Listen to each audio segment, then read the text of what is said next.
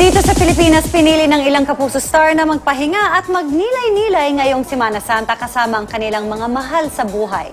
Iyan ang Holy Week plans ng mga sikat sa Chika ni Katatibayan.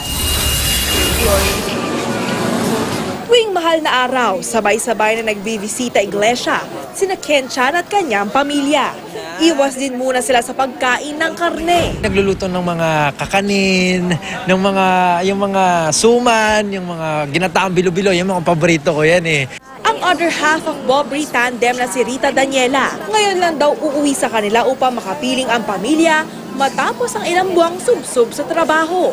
Ibubuhos daw ni Rita ang kanyang oras para sa Diyos at para makabanding palalo ang kanyang kaanak.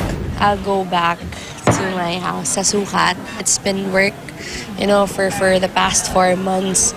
So yan, family time talaga.